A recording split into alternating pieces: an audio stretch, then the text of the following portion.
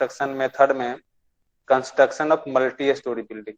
अब यहाँ पे हम लोग basically construction of multi storey building नहीं पढ़ेंगे, जो इसमें मशीनरी यूज होता है, इक्विपमेंट्स यूज होता है, उस इक्विपमेंट्स के बारे में देखेंगे। उसके अलावा क्या क्या प्रिकॉशंस हैं, जो मशीनरी है बेसिकली उसका क्या यूज है।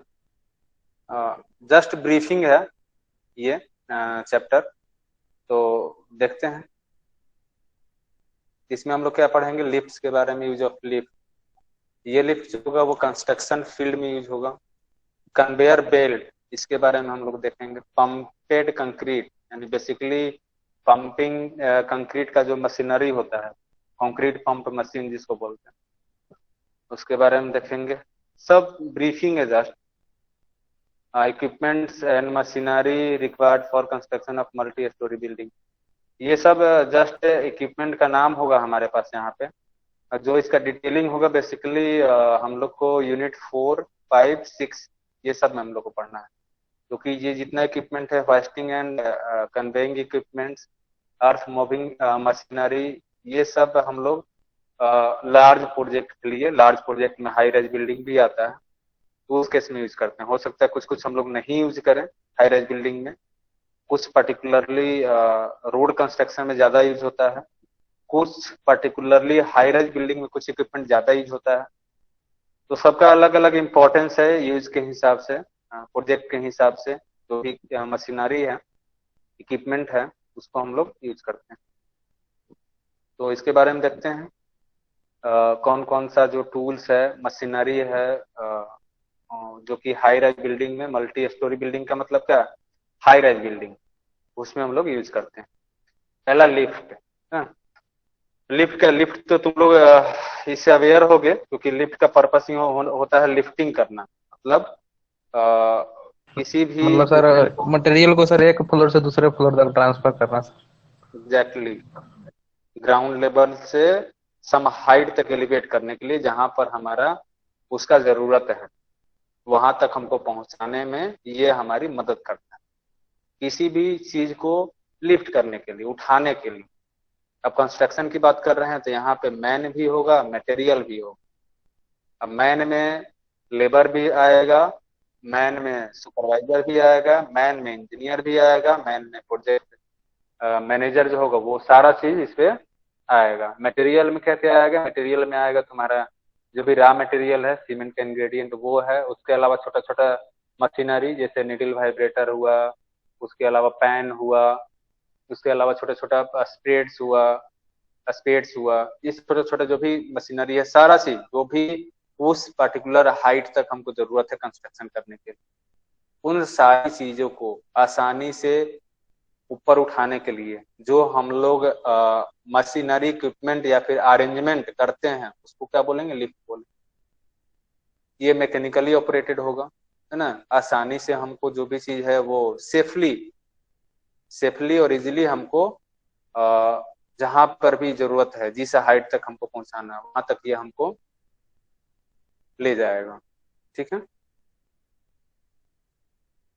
तो lift is a mechanical device used to provide temporary access for people और equipment to inaccessible area usually at height. कहने का मतलब ये है कि एक मैकेनिकल डिवाइस है जो कि टेम्पोरली हम इसको किसी भी जगह पर एडजस्ट करते हैं, सो दैट कि जो भी हमको हाइट पर या फिर इन एसेसिबल एरिया, मतलब जो हमारे एक्सेस से बाहर हो, हम वहां तक काम नहीं कर सकते हैं, या फिर वहां तक हमको यदि मचान मचान सॉरी भाड़ा जो हम लोग बोल रहे थे पिछला क्लास, वो बनाना कॉस्टली हो और वो बनाना सफिशियंट नहीं हो। सफिशियंट करने का मतलब, यदि हमने ठीक है प्लेटफॉर्म तो बना दी, लेकिन वो प्लेटफॉर्म उतना एफिशिएंसी का नहीं है जितना एफिशिएंसी हमको चाहिए, उतना आउटपुट नहीं दे। Output in terms of handling of material, in terms of transportation of material from low height to high height. ठीक है, मतलब सरफेस से जो हमारा वर्किंग एरिया है, वर्किंग हाइट है, उस हाइट तक इफिशियंटली और जो हमको सेफली, इफिशियंटली और सेफली हमको उस साइड तक पहुंचाए। उसको क्या बोलेंगे, लिफ्ट बोलेंगे। ये पैसेंजर लिफ्ट और पैसेंजर होस्ट और construction elevator is commonly used on large scale construction projects such as high rise building to transport persons। अब यहाँ पे सिर्फ और सिर्फ मटेरियल नहीं, हमको मैन पावर को भी लिफ्ट करने की जरूरत पड़ता है किसी भी हाई राइज बिल्डिंग के कंस्ट्रक्शन के लिए, ठीक है। उसके बाद देखते हैं कि लिफ्टिंग इक्विपमेंट्स कौन कौन सा हो सकता है। वास्ट हो सकता है, क्रेन हो सकता है। ये सब एक्चुअली यदि हम लार्ज स्केल पे बात करें तो दो टाइप में हम लोग इसको डिवाइड कर सकते हैं। एक स्टैटिक लिफ्ट, यदि हम लिफ्ट की बात करें, दूसरा हम कह सकते हैं मोबाइल लिफ्ट, जो कि एक प्लेस से दूसरे प्लेस पे हम आसानी से उसको सेटल कर सकते हैं। स्टैटिक के केस में क्या हुआ कि एक जगह हमने अरेंजमेंट लगा दिया और वो अरेंजमेंट ज्यादा स्टेबल होगा और उसको जब तक काम खत्म नहीं होगा तब तक वो वहां पे सेटअप रखेंगे उसका, जब काम खत्म हो जाएगा तब उसको हम लोग रिमूव करते हैं। लेकिन इसको भी हम लोग देखते हैं कि हमको कहाँ स्टैटिक वाला लगाना है। स्टैटिक वाला जहां पर हम मैक्सिमम एरिया कवर कर सके वहां से, है ना, जहां पे हमको उस स्टैटिक लिफ्ट को लगाने के लिए सफिशियंट जगह हो, वो इन्वायरमेंट अच्छा हो, सेफ्टी के हिसाब से भी, उस हिसाब से हम लोग स्टैटिक और मोबाइल के हिसाब से उसको डिवाइड कर देते हैं, ठीक है। जितना भी ये क्रेन है उसमें से कुछ स्टैटिक्स भी होंगे, कुछ मोबाइल क्रेन भी होंगे, ठीक है। वास्ट हुआ, क्रेन हुआ, टावर क्रेन हुआ। टावर क्रेन भी हम इसको स्टैटिक कंडीशन में बोल सकते हैं। मोबाइल क्रेन, ये मोबाइल क्रेन क्या हो जाएगा कि ये आप मान लो कि किसी एक पोजीशन पे हमने लगाया उस क्रेन को, तो इसको फिर से हम वहां का काम खत्म होने के बाद दूसरे प्लेस पे भी आसानी से उसको शिफ्ट कर सकते हैं। क्रॉलर क्रेन, ये सब जरूरत के हिसाब से हम लोग इसका यूज करते हैं, इसका किस काम के लिए ज्यादा अप्रोप्रिएट है उसके हिसाब से हम लोग इसका सिलेक्शन करते हैं। लिफ्टिंग ऑपरेशन इन सर होइस्ट कैसा होता है? इसको देखेंगे अगला। देखो ये सब हम लोग को पढ़ना है, इससे ज्यादा हम डिटेलिंग में नहीं कर रहे हैं। होस्टिंग इक्विपमेंट क्या क्या होता है, कन्वेइंग क्या होता है, क्रेन, मैस्ट क्रेन, इसलिए हम ज्यादा नहीं, सिर्फ और सिर्फ पॉइंट पर रखे हुए। Okay sir. हाँ, lifting operation in construction occurs during transportation of material from a storage place to the place where it is being processed and during processing of material। कहने का मतलब ये है कि ये सब लिफ्टिंग ऑपरेशन जो होता है कंस्ट्रक्शन में, उस वहां पर क्या होता है कि जहां पर भी स्टोरेज, जहां पर भी मटेरियल हमने स्टोर कर रखा है वहां से मटेरियल को उठा करके जहां पे हमारा वर्किंग प्लेटफॉर्म है वहां तक पहुंचाना, ठीक है। उसके बाद यहाँ तक हम लिफ्ट के बारे में देखा। दूसरा चीज है use of conveyor belt. Conveyor belt क्या होता है? कन्वेयर बेल्ट का भी पर्पस वही होता है, किसी भी बेसिकली ये मटेरियल के लिए होता है कन्वेयर। जनरली हम लोग कंस्ट्रक्शन में बात करें तो मटेरियल हैंडलिंग के लिए हम लोग कन्वेयर बेल्ट का भी यूज करते हैं। ये जो बेल्ट होता है कन्वेयर बेल्ट, ये जनरली हम लोग कोशिश करते हैं कि स्टार्टिंग में लगाएं। स्टार्टिंग मतलब कि जहां पर हमारा एक जगह हमने सेटअप किया और वहीं पे सारा काम के उसके बाद ही उसको हम लोग हटाएंगे, बार बार इसका पोजीशन हम लोग चेंज नहीं करते हैं। और ये जनरली यूज हम लोग करते हैं जैसे किसी भी रॉ मटेरियल का स्टैक बनाने। स्टैक जैसे मान लो कि ट्रक द्वारा हमने एग्रीगेट को लाया, उसको एक जगह हमको डंप करना है किसी एक पोजीशन पे, एक प्लेस पे, तो उस केस में क्या होता है, क्योंकि ट्रक से ये पॉसिबल नहीं है कि ज्यादा हाइट तक किसी भी मटेरियल को एक जगह पे हैंडल करना, एक जगह पे रखना।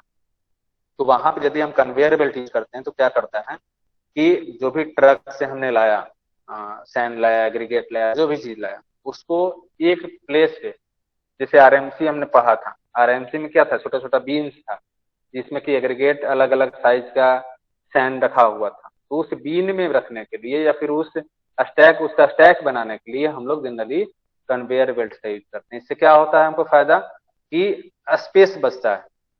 यदि हम जो भी एग्रीगेट फिर रॉ मटेरियल लाते हैं उसको बाई ट्रक सिर्फ डंप कर दें तो वो ज्यादा एरिया कवर करेगा, क्योंकि ज्यादा हाइट तक हम डंप नहीं कर सकते। ट्रक को यदि हम चाहें तो एक पोजीशन पे जो भी रॉ मटेरियल है उसको डंप नहीं कर सकते हैं। तो उस केस में बेल्ट कन्वेयर का जो रोल हो जाता है वो इम्पोर्टेंट हो जाता है। बेसिकली ये मटेरियल हैंडलिंग के लिए यूज करते हैं। जो तुम लोग देखते हो एक्सकलेटर, जो गया रेलवे स्टेशन पे भी है, पटना जंक्शन पे भी है, वो भी एक टाइप का बेल्ट कन्वेयर ही होता है। तो ये डिफरेंट डिफरेंट टाइप का होता है। जो बेल्ट इसका होता है वो मटेरियल स्टील भी हो सकता है, मेटल भी हो सकता है, या फिर रबड़ भी हो सकता है। ठीक है। तो belt conveyor systems are used extensively in construction where they provide the most economical method of handling and transporting materials like earth, sand, gravel, crushed stone, concrete etc. इन सब बेसिकली ये मटेरियल हैंडलिंग के लिए हम लोग इसका use करते हैं। इसको हम तुमको दिखाते हैं फिगर से। बेल एयरपोर्ट में यूज होता है ना सर ये ना इन कंस्ट्रक्शन। देखो ये सब तुम्हारा बेल्ट कन्वेयर है। देखो ये दिख रहा है ना? हाँ दिख रहा है सर। Yes sir. वो बेल्ट कन्वेयर है। इसमें मटेरियल ऐसा नहीं कि छोटा छोटा अमाउंट में बकेट टाइप में आएगा। ये टोटली जनरली ये मैन्युफैक्चरिंग प्रोसेस में ज्यादा यूज होता है। किसी भी चीज को रॉ मटेरियल, चूंकि प्रोसेसिंग वहाँ रेगुलर होते रहता है, तो उस केस में हम लोग इसका ज्यादा यूज करते हैं। या फिर मान लो जहाँ पे क्रशर है, स्टोन क्रशर है, या फिर आर्टिफिशियल सैंड जहाँ बनता हो, उस केस में ये सब सीमेंट जहाँ बनता हो, या फिर सीमेंट का स्टैकिंग जहाँ ज्यादा होता हो, या फिर आरएमसी प्लांट है, इसका बेसिकली यूज आरएमसी प्लांट में भी ज्यादा हम लोग करते हैं। देखो यहाँ पे एग्रीगेट के लिए यूज कर रहे हैं हम लोग। तो कन्वेयर बेल्ट का हम लोग देखो यहाँ पे टेक्निकली जो हमने बताया, यही बता रहे थे ना कि जो भी हमने सैंड या फिर एग्रीगेट लाया एक पोजीशन पर स्टैक करने के लिए, यहाँ पे ज्यादा हाइट तक जहाँ पे भी हम उसको स्टोर कर रहे हैं, वहां पे ज्यादा हाइट तक उस डंपिंग ट्रक से यहाँ पे स्टोर करना पॉसिबल नहीं होगा। तो हम लोग कन्वेयर बेल्ट का यूज कर लेते हैं, जिससे हमको स्पेस बचता है। ऐसा नहीं कि वो पूरा स्पेस कवर करेगा, एक जगह डंप करेंगे तो कम ही स्पेस में ज्यादा मटेरियल हमको स्टोर हो जाएगा। ये भी एक टाइप का है कन्वेयर बेल्ट। ये सब ठीक। Belt conveyor technique is also used in conveyor transport such as moving sidewalks or escalators as well as on many manufacturing assembly lines. ठीक है। Stores often have conveyor belts at the checkout counter to move shopping items. ये सब तो खैर mall, इस सब का बात हो गया। मॉल में भी हम लोग यूज करते हैं, shopping mall. Also used in unloading the heavy equipment from the trucks. Loading unloading दोनों केस के लिए हम लोग इसका यूज करते हैं। मान लो कि जैसे कोई ट्रेन है जिसपे कि हमको रॉ मटेरियल ऐड करना है, सीमेंट बैग ही लोड करना है, तो उस केस में भी हम लोग कन्वेयर बेल्ट के हेल्प से आसानी से मटेरियल को लोड कर सकते हैं। यदि वही अनलोडिंग करना है किसी भी ट्रेन से किसी पर्टिकुलर यार्ड में, तो वहां पे भी कन्वेयर बेल्ट की यूज करने से हमको काम में सहूलियत होगी, आसानी हो। इसका बहुत सारा एप्लीकेशन है कंस्ट्रक्शन फील्ड में, बेसिकली स्टोरेज सेक्शन में, जहाँ भी मटेरियल का स्टोरेज करना है, जहाँ पे मटेरियल को हमको निकालना है, लेना है, वहां पर इसका ज्यादा यूज पड़ता है और काम हमारा आसान होता है। जो हमने पहले लिफ्ट पढ़ा, वो जनरली साइट पर, किसी भी कंस्ट्रक्शन साइट पर, मल्टी स्टोरी या फिर हाई राइज बिल्डिंग हो, उसके कंस्ट्रक्शन में कंक्रीट मटेरियल, मैन मटेरियल, ये सब को ट्रांसपोर्ट करने के लिए, लिफ्ट करने के लिए हम लोग यूज करते हैं। दोनों का यूज समझ में आ गया? अलग अलग हाँ सर आगे समझ। दोनों का सेम है। ठीक। तीसरा है कंक्रीट पंप। कंक्रीट पंप जो ये पंप है, बेसिकली जैसे हम लोग वाटर पंप पढ़ते हैं, उसी टाइप का कंक्रीट पंप भी होता है। जो हमारा फ्रेश कंक्रीट है, उसको हाइट पर, सम हाइट पर या फिर हाई राइज बिल्डिंग में हम लोग पंप करने के लिए, कंक्रीट को पहुंचाने के लिए हम लोग कंक्रीट पंप मशीन का यूज करते हैं। ठीक है। ये भी जस्ट लाइक वाटर पंप ही है।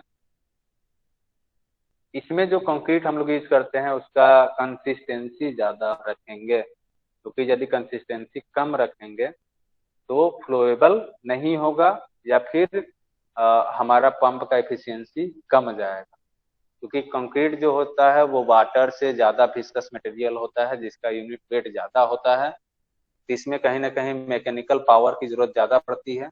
यदि थोड़ा सा भी हम उस मिक्स को फ्रेश कंक्रीट को ड्राई कंडीशन में ज्यादा रखें तो इफिशियंसी या फिर आउटपुट कह लो उस मशीन का कम हो जाएगा। तो थोड़ा सा ये इसका डिमेरिट है, जो भी कंक्रीट है उसका स्लम्प वैल्यू ज्यादा रहना होगा। A concrete pump is machine used for transferring liquid concrete by pumping. ठीक है, concrete pumps are used on most of the larger construction projects as they are capable of pumping at very high volumes and because of labor saving nature of the pump. ये क्या होगा कि very जो large construction work है, जहाँ पे जो भी प्रोजेक्ट है वो बड़ा प्रोजेक्ट, उस केस में इसका जरूरत पड़ता है और ज्यादा उपयोगी होता है। उस केस में हमारा जो लेबर का कॉस्ट है वो सेव होता है, कंस्ट्रक्शन का काम जो होता है वो तेजी से होता है, यानी टाइम सेविंग हो गया। तो वहां पे हम लोग कंक्रीट पंप का यूज करते हैं। ठीक है, कंक्रीट पंप के बारे में तुमको हम दिखा दें, थोड़ा सा देखते जाओ, दिमाग में फिट हो जाएगा। देखे हैं सर, कभी कभी तो क्रेन का सेटअप भी लगाया जाता है सर, उसको ऊपर से गिराने के लिए। और देखे हैं सर, आरएमसी ट्रक से ही मतलब डायरेक्ट कंक्रीट को लेकर के और हाँ हाँ, उसको पंप कर देते हैं, पंप कर देते हैं। देख,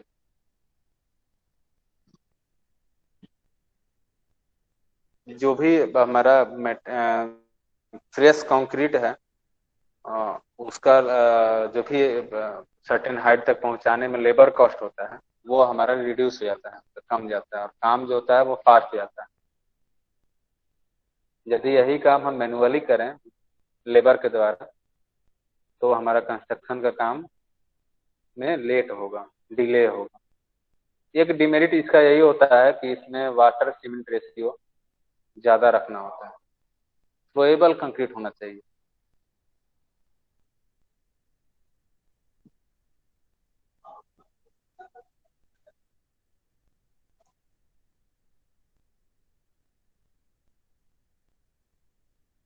उसके बाद है equipments required for the construction of multi storey building और हाई राइज बिल्डिंग। जो क्या क्या इक्विपमेंट हमको जरूरत पड़ता है हाई राइज बिल्डिंग बनाने के लिए उसको हम लोग देख लेते हैं। बेसिकली यहाँ पे जो मटेरियल दिया हुआ है, इक्विपमेंट दिया हुआ है, ये कम्प्लीमेंट्री है बेसिकली कह सकते हैं।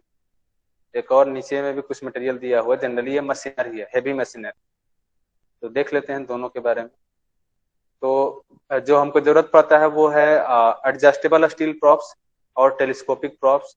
ठीक है, steel props, as frames, telescopic girder, steel plates, wooden planks, steel pan, spade pickaxe, ये बेसिकली फावड़ा जो हम लोग देखते हैं, कुदाल जिसको नॉर्मली बोलते हैं, उसी टाइप का रहेगा, थोड़ा सा मॉडिफाइड होगा क्योंकि यहाँ खेत में यूज नहीं करना है हमको कंस्ट्रक्शन में यूज करना है। वहां पे कंक्रीट को हैंडल करने के लिए या फिर रॉ मटेरियल को हैंडल करने के लिए यूज करना है, तो थोड़ा सा शेप अलग होगा।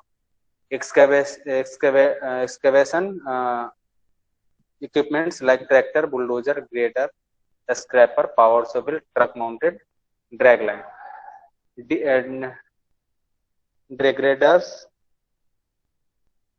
with societies situated along the bank of river या lake of sea, ट्रेंचर या फिर डीचर जो गड्ढा खोदता है, reapers, motor grader, compaction equipments और डंपर्स। ये सब जो है इक्विपमेंट हमको during the construction of multi storey building. कुछ कुछ चीजें इसमें ऐसी है जो कि सर्टेन हाइट पर जरूरत पड़ता है, कुछ कुछ चीजें जो ऐसी है वो स्टार्टिंग में जरूरत पड़ता है, जब हम काम स्टार्ट करते हैं उस केस में भी जरूरत पड़ता है, जैसे लैंड फिलिंग हुआ या फिर लैंड को लेबलिंग करने का जरूरत पड़ा या फिर फाउंडेशन देने की जरूरत पड़ा। तो मतलब स्टार्टिंग से लेकर फाइनल तक किसी भी कंस्ट्रक्शन का हम लोग इन सब इक्विपमेंट का यूज करते हैं।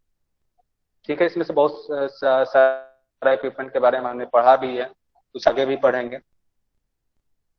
उसके अलावा है पंपिंग कंक्रीट सर मशीन हो गया हमारे पास।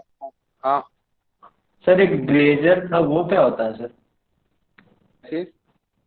Sir 10 number. 10 नंबर, इसको थोड़ा सा सर्च कर लेना इक्विपमेंट के बारे में। ठीक है। ठीक। सर ट्रेंचर जो होता है ना सर, वो मतलब कि जो करहा खानते हैं ना हम लोग, तो ऑटोमेटिक मशीन से वो करहा करने वाला एक मशीन होता है सर, जिससे पाइप नहीं, हाँ पाइप लाइन बिछाते हैं सर वो। मतलब पॉलिटेक्निक के किनारे किनारे एक बार काम हो रहा था सर ट्रेंचर से। हाँ, ये टीचर जो होता है, डिच मतलब गड्ढा, टीचर मतलब गड्ढा खोदने वाला, ट्रेंच मतलब भी वही होता है, गड्ढा खोदने। मतलब बेसिकली ये फाउंडेशन जब हम लोग देते हैं उस किस्म हम लोग यूज करते हैं। इसमें से बहुत सारा इक्विपमेंट के बारे में आगे हम लोग को पढ़ना भी है, पर्पस उसका क्या है, कहाँ काम करेगा। एक ही जैसे हमने क्या पढ़ा था यहाँ पे, बहुत सारे टाइप का लिफ्टिंग इक्विपमेंट्स पढ़े हैं, wire crane, tower crane, mobile crane, crawler crane. ये सब लिफ्टिंग इक्विपमेंट्स में ही यूज होता है। लिफ्टिंग एंड कन्वेइंग, कुछ कुछ जो होता है कि किसी भी चीज को उठाना और दूसरे पोजीशन पर ले जाना, ठीक है। कि कोई कोई मशीन ऐसा है कि अपने पोजीशन पर रहेगा, उठाएगा और सीधे ऊपर रख देगा। तो अलग अलग पर्पस के हिसाब से हम लोग इक्विपमेंट का सिलेक्शन करते हैं। कुछ कुछ है कि जो ज्यादा हाइट तक जो मटेरियल है उसको हैंडल कर सकते, डेप्थ तक। कुछ कुछ है ज्यादा हाइट तक मटेरियल को हैंडल कर सकता है। तो सब पर्पस के हिसाब से हम लोग यूज करते हैं, ठीक है। किसी किसी का वास्ट लेंथ ज्यादा होता है, किसी किसी का कम होता है, किसी किसी का ड्रैग लाइन ज्यादा होता है, किसी में ड्रैग लाइन कम होता है। तो वो जरूरत के हिसाब से हमको साइट कैसा है और साइट पर रिक्वायरमेंट कैसा है, उसके हिसाब से मटेरियल का सिलेक्शन करना होता है। उसके बाद कंक्रीट पंप मशीन हो गया, इसका भी हमने देखा। एलिवेटर्स या कन्वेयर बेल्ट जो भी हमने पढ़ा। व्हील माउंटेड मोबाइल क्रेन, यानी ये क्रेन हम लोग यूज करेंगे। टेलीस्कोपिक टाइप जीब क्रेन, ये भी एक टाइप का क्रेन है। Mast tower crane, static tower crane, travelling tower crane, climbing crane, water pumping machine या सेंट्रीफ्यूगल पंप। ये सारे इक्विपमेंट्स का हमको मल्टी स्टोरी बिल्डिंग जब हम लोग बनाएंगे तो यूज होगा। यदि हम हाईवे कंस्ट्रक्शन की बात करें, नेशनल हाईवे, तो जरूरी नहीं कि सारा चीज की जरूरत पड़े, इसमें से बहुत सारा चीज इलिमिनेट हो जाए। लेकिन यदि हम लोग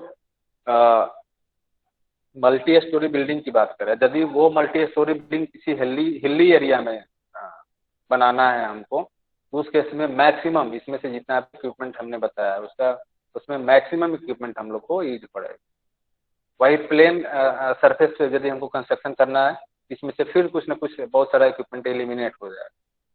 तो साइट कंडीशन के हिसाब से, जरूरत के हिसाब से, कितना बड़ा प्रोजेक्ट हो उसके हिसाब से, और उसके अलावा प्रोजेक्ट कॉस्ट के हिसाब से, हमारे पास कितना कॉस्ट अवेलेबल है, उसी के हिसाब से हम लोग क्रेन का या फिर इक्विपमेंट का सिलेक्शन करते हैं। देखो, मैकेनिकल कॉम्पैक्शन ऑफ प्लीन, ये भी जो भी प्लिंथ लेवल तक हम लोग फिलिंग करते हैं, है ना, उस फिलिंग को कंपैक्ट करने के लिए, बेसिकली वो सॉइल होता है, तो उसको कंपैक्ट करने के लिए हम लोग मशीन यूज कर सकते हैं। ये जनरली गांव देहात में तो हम लोग नहीं करते हैं, उसको छोड़ते हैं ऐसे ही सिंपली सेल्फ कंपैक्शन के लिए, या फिर जब हम लोग काम करते हैं, उसमें मटेरियल हैंडल करते हैं, चलते हैं, आते हैं, जाते हैं, पानी पड़ता है, उसके चलते भी सेल्फ कंपैक्शन हो जाता है। यहाँ पे है मैनुअल कंपैक्शन ऑफ प्लीन। मैनुअली यदि हम लोग कंपैक्ट करना चाहें तो इसे कर सकते हैं, क्योंकि घर में हमको टाइम के लिए कोई दिक्कत नहीं होता। जब भी अपना हम लोग घर बनाते हैं उसमें टाइम का कोई लिमिटेशन नहीं होता है, इसलिए कंपैक्शन जनरली हम लोग नहीं कर पाते हैं, नहीं करते हैं उतना, वहाँ पे लोड भी नहीं पड़ने वाला है। एक मिनट रुक जाओ, है उसको शिफ्ट कर रहा है, उसी में नया जा रहा हो, या फिर इंडस्ट्रियल बिल्डिंग हो, या फिर कोई एजुकेशनल बिल्डिंग हो जिसको कि कम समय में रेडी करना है, तो उसमें हमको प्लिंथ लेवल तक का जो भी सॉइल है उसको हमको कॉम्पैक्ट करना पड़ेगा। हमारे पास उतना टाइम नहीं कि उसको हम साल भर छोड़ दें, 2 साल छोड़ दें इसको ऑटोमेटिक कंपैक्शन के लिए। इसलिए यहाँ पे मैनुअल कंपैक्शन, 2 टाइप का कंपैक्शन दिखाया हुआ है। मैनुअली ठीक है, रैमर के हेल्प से हम लोग कर सकते हैं। दूसरा है मशीन द्वारा भी कर सकते हैं, मैकेनिकल कंपैक्ट। ये भी कुछ इक्विपमेंट टूल्स हैं, इक्विपमेंट नहीं कर सकते हैं, टूल्स हैं जिसको हम लोग यूज करते हैं। क्रोबार है, फावड़ा है, इसको कस्सी भी बोलते हैं, बेज है, बोरिंग रॉड है, ये सब चीज कुछ कुछ हम लोग यूज करते हैं। ठीक, उसके बाद है प्रिकॉशंस एंड सेफ्टी मेजर्स। क्या क्या प्रिकॉशन हम लोग को रखना चाहिए हाई राइज बिल्डिंग के केस में। तो प्रिकॉशन में आता है precaution and safety measures to be carefully taken on the site work is very important task strictly to be followed so as to prevent any possible accident or injury। कहने का मतलब ये है कि जो भी हमारा साइट है वहां पर हमको प्रिकॉशंस और सेफ्टी मेजर्स को स्ट्रिक्टली फॉलो करना चाहिए। ठीक है, सो दैट कि कोई भी एक्सीडेंट या फिर कोई भी दुर्घटना होने का चांस ना हो या कम हो। ठीक है, तो हमेशा सेफ्टी मेजर्स हमको ध्यान में रखना होगा। The accident prevention program should be well planned and implemented, effectively monitored and controlled।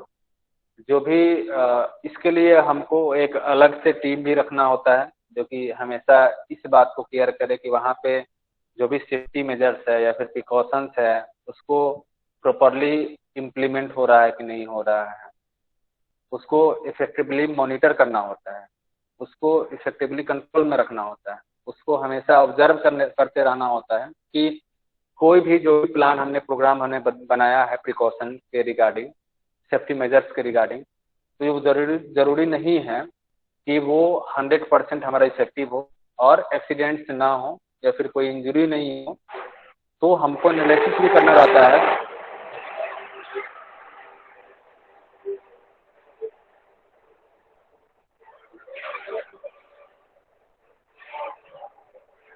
तो हमको वहां से क्या करना होता है, ऑब्जर्वेशन करना होता है कि अब जो है जो करंट में जो हमने प्रोग्राम या फिर प्लान बनाया है प्रिकॉशन के रिगार्डिंग, सेफ्टी मेजर्स के रिगार्डिंग, उसमें क्या कमी, तो उसमें फिर से कहीं ना कहीं हमको करेक्शन करने की जरूरत पड़ता है। तो इसके लिए अलग से हमारे पास एक टीम भी काम करती है construction site. Monitor the performance of the safety program and suggest improvement with required.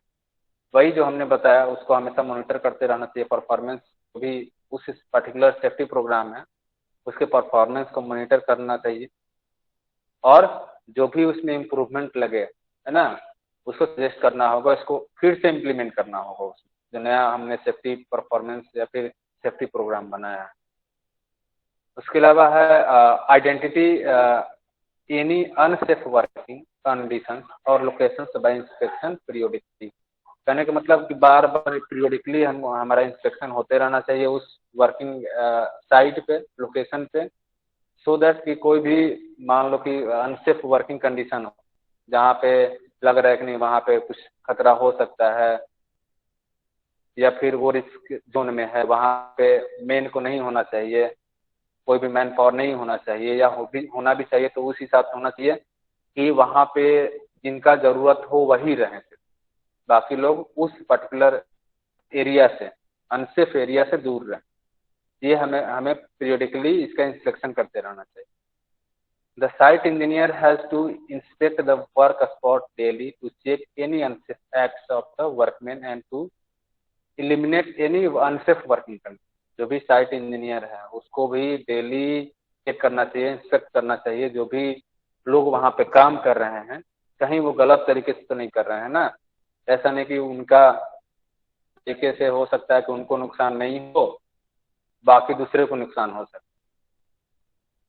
ठीक है, तो उस एक्ट को बैन करना चाहिए, उस अनसेफ वर्किंग कंडीशन को हटाना होगा हमको। ये जो भी साइट इंजीनियर है उसको रिपोर्ट करना होगा या फिर उसको एलिमिनेट करना होगा, सो दैट कि जितने भी बेसिकली ये सेफ्टी प्रिकॉशंस मेन के लिए होते हैं, मटेरियल के लिए कम होते हैं क्योंकि मटेरियल में लॉस होगा तो हम दोबारा गेन कर सकते हैं, लेकिन मैन पावर का लॉस है, यदि किसी के जान का नुकसान है तो उसको हम रिकवर नहीं कर सकते। उसके अलावा keep fast aid kit, fire resistant equipment and safety appliances on the site and ensure that they are maintained in good conditions। कहने का मतलब है कि जो हमारे पास, ठीक है, ऐसा तो नहीं है कि जो भी हमने सेफ्टी प्रोग्राम बनाया है, सेफ्टी रूल्स बनाया है, वो हमारा एक्सीडेंट्स को 100% एलिमिनेट करते हैं। कहीं ना कहीं आदमी है, इंसान है, तो उससे गलती होगी ही। कोई 100% रूल्स को फॉलो नहीं करता है। अब नहीं फॉलो करेगा, ह्यूमन नेचर ही है, कोई आइडियल नहीं हो सकता है। तो फिर भी कहीं ना कहीं एक्सीडेंट्स होते रहते हैं, छोटा से छोटा, बड़ा से बड़ा भी एक्सीडेंट होता है। तो उस केस में हमारे पास तुरंत ट्रीटमेंट के लिए, प्राइमरी ट्रीटमेंट के लिए हमारे पास सुविधा उपलब्ध होना चाहिए।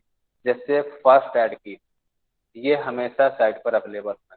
उसके अलावा फायर रेसिस्टेंट इक्विपमेंट, जैसे वो CO2 से भरा हो, या फिर फायर रेसिस्टेंट जो सिलेंडर होता है वो वाटर से भी भरा रहता है अंडर प्रेशर, ये सब चीज होना चाहिए। उसके अलावा ये सब चीजें गुड कंडीशन में होना चाहिए। जो भी सिलेंडर होता है उसमें यहाँ पे प्रेशर मीटर लगा हुआ रहता है, ठीक है। तो वो प्रेशर मीटर हमेशा हमको चेक करना होगा कि वो प्रेशर सही बता रहा है कि नहीं बता रहा है। यदि प्रेशर एक ऑप्टिमम लेवल से, एक सर्टेन लिमिट से कम है, तो उसको फिर से हमको रिफिलिंग करवाना चाहिए। उसी तरह फर्स्ट एड किट में देखना चाहिए कि हमारे पास सारे जो भी फर्स्ट एड किट में होने चाहिए चीजें, वो है कि नहीं है। जैसे बैंडेज रोलर हुआ, ड्रेसिंग कॉटन हुआ, डिटॉल हुआ, कुछ मेडिसिन, सोफ्रामाइसिन, ये सब चीजें हैं कि नहीं। ये सब चीजें हैं तो सही कंडीशन में है कि नहीं, एक्सपायरी तो नहीं है ना। ये सब चीजें हमको इंश्योर होना चाहिए कि ये सब चीजें हमारे पास सही कंडीशन में है, यूज करने लायक हैं। Site offices should have a list of emergency helpline telephone numbers। जो भी साइट है, वर्किंग साइट है, वहां पे हमको इमरजेंसी हेल्पलाइन नंबर हर जगह डिस्प्ले होना चाहिए, क्योंकि वहां पे लेबर का संख्या सबसे ज्यादा होता है, ठीक है। इंजीनियर या फिर उसके हायर लेवल की जो भी मैन पावर है, मॉनिटरिंग अथॉरिटी है, ठीक है, वहां पे कम होती है। तो जो भी मान लो कि किसी भी ग्रुप में लेबर काम कर रहे हैं, छोटा सा कोई एक्सीडेंट हो, तो उनके पास ये सब फोन नंबर होना चाहिए, ताकि कोई इमरजेंसी तुरंत पड़े तो वो लोग कॉल कर सकें। सबके पास सबको नंबर ये याद नहीं रहता है, तो ये भी, इसका भी व्यवस्था होना चाहिए। इसके अलावा कहीं ना कहीं बड़ा कंस्ट्रक्शन साइट है तो वहाँ एम्बुलेंस भी रहता है, तो ये सब एम्बुलेंस का नंबर, फायर वाले का नंबर, पुलिस का नंबर, ये सब नियर हॉस्पिटल का नंबर, ये सब कम से कम चीजें वहां पे अवेलेबल होनी चाहिए।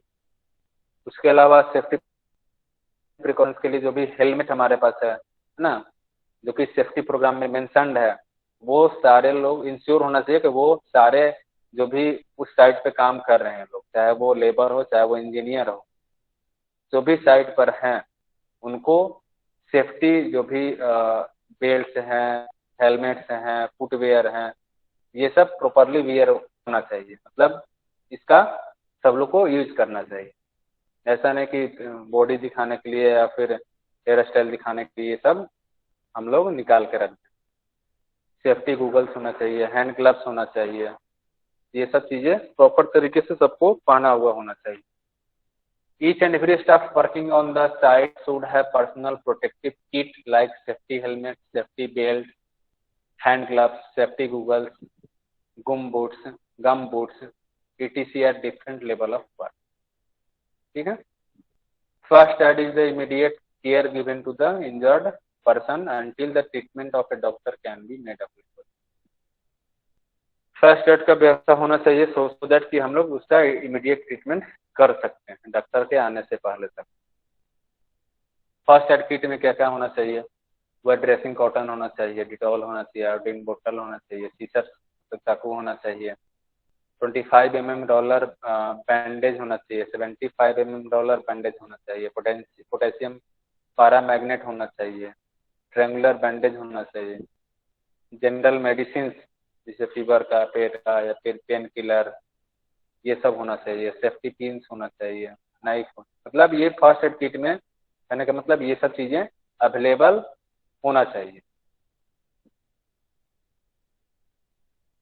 उसके अलावा electrical accidents can be avoided using rubber made hand gloves with any working person fall from upper floor and get injured, then inform immediately with visitor to working men below, above and nearby and use the fast aid kit।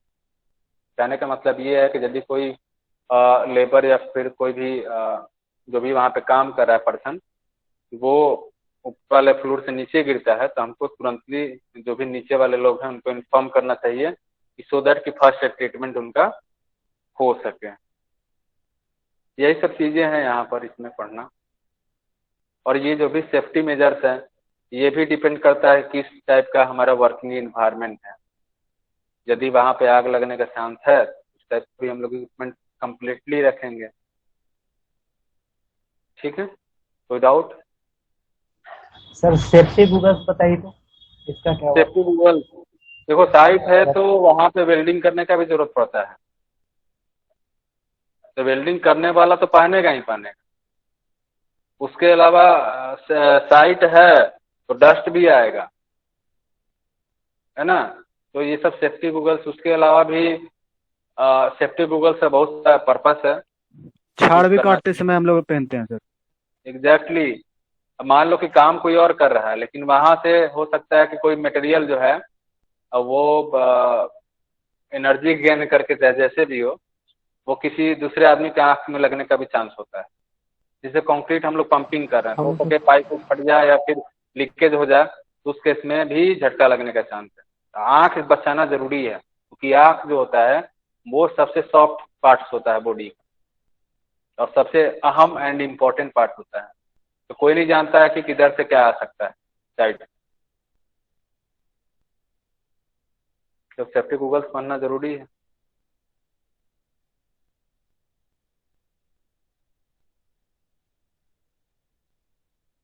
और किसी को doubt है तो कुछ पूछो।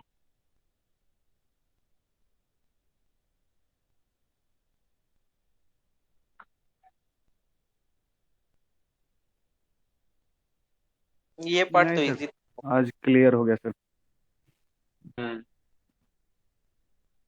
एक और topic के, चलो अगला दिन देखें। ये किसमें बचेगा उसको अभी हमारे पास मटेरियल तैयार नहीं है, वो है 3.3 वाला सर। हाँ हाँ, सर, ये वाला। इसको थोड़ा सा टाइम लगेगा। इसको तो हम शायद अपलोड कर चुके हैं, इसको तो पढ़ा हाँ ये देंगे। है सर, 3.4 तो है सर। ऐसा इसको हम देखते हैं, कोशिश करते हैं आज प्रिपेयर करने का। यदि हो पाता है तो ठीक है, अभी टाइम लगता है। ठीक है, आज यदि प्रिपेयर हो जाएगा तो सॉइल एनफोर्समेंट आज ले लीजिए। Soil enforcement, yes sir. ठीक है, सब लोग तैयार हो? नेक्स्ट डे ही लीजिएगा ना सर? हाँ सर, थोड़ा तबीयत जैसे प्री फैब्रिकेशन है, ये भी तो एडवांस टेक्निक हो गया। सॉइल एनफोर्समेंट टेक्निक जो हो गया ये भी एडवांस मेथड ही है, नॉर्मली हम लोग नहीं यूज करते हैं। फॉर्मर पे भी हमने पढ़ा तो वो बांस वाला थोड़ी ना यहाँ पे पढ़े हम लोग। बैम्बू जो प्रॉप्स होता है उसके बारे में थोड़ी ना पढ़े, स्टील के बारे में पढ़े, टेलीस्कोपिक के बारे में पढ़े। चलो अगला क्लास में इसको देख लेते हैं, कोशिश करते हैं यदि बनता है दिन